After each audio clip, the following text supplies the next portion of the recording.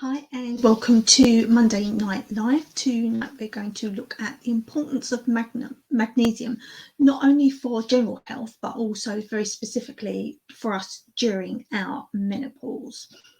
So what do we need magnesium for? We need it for strong bones and teeth. So it works in tandem with calcium to maintain our bone density.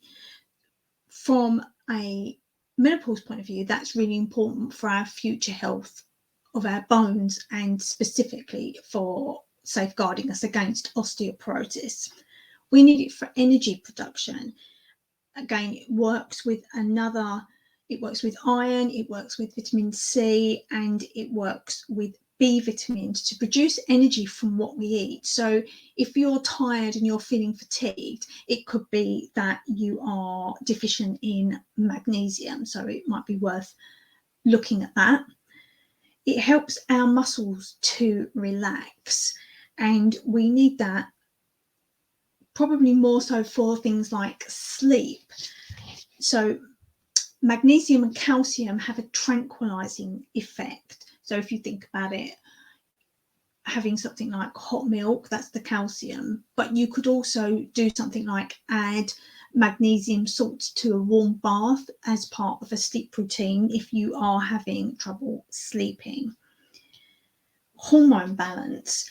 We need magnesium to make something called prostaglandins, and they are a hormone-like substance that is essential for things like our brain function.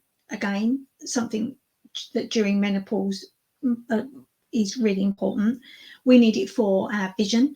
We need it for our coordination and also for our mood. So that's, if you suffer from things like PMS and mood swings, again, not necessarily, magnesium isn't necessarily just about menopause, it's about general health. So if you suffer from PMS, it could be again that if you adjusted your magnesium, that could help in that area. It also helps improve our metabolism, and again during menopause, that's something, the way we metabolize food, the way we store food, the energy from our food changes. So having something like magnesium can help with that metabolic side of menopause. It also improves our immune function, which is great for overall health.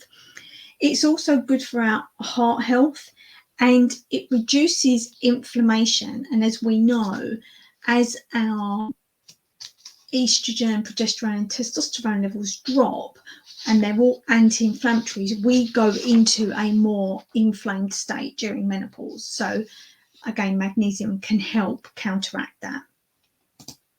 So what are the deficiencies to look out for? Things like muscle cramps, spasms, or just general weakness in your muscles can be a sign. We're going back there to PMS. So if you're getting quite severe symptoms of PMS, it could be that you're deficient in magnesium. Insomnia and sleeping difficulties. You could have an irregular heartbeat. An irregular heartbeat is a symptom of one of the 34 symptoms of peri-menopause. It's one of those symptoms there. So again, magnesium could help with that. Lack of appetite. This is down to us not being able to release the energy from our food, and that can make us really lack appetite. I remember when I had my appendix out, I really struggled with my appetite. So I took a combination of like a tonic almost that had lots of B vitamins and magnesium and things in it, and that really helped me. So there are foods that you can eat for this. Green leafy vegetables, as always, seeds, nuts, wheat germ, garlic.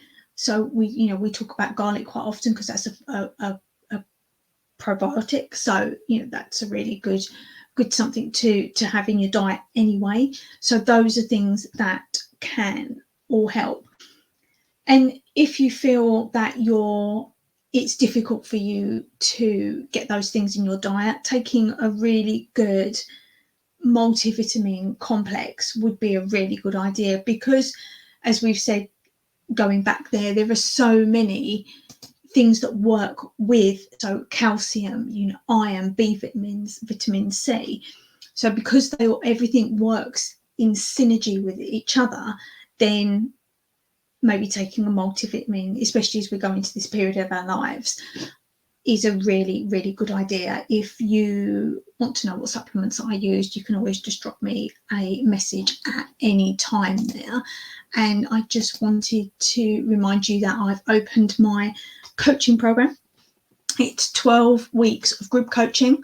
It runs alongside an online program that I have. And also you would get to work with me one-to-one as well, so that we can really fine tune those things that are causing you problems. So if you're interested in that, put program in the comments and I will get info to you. I will see you on Thursday for the Gut Health Challenge.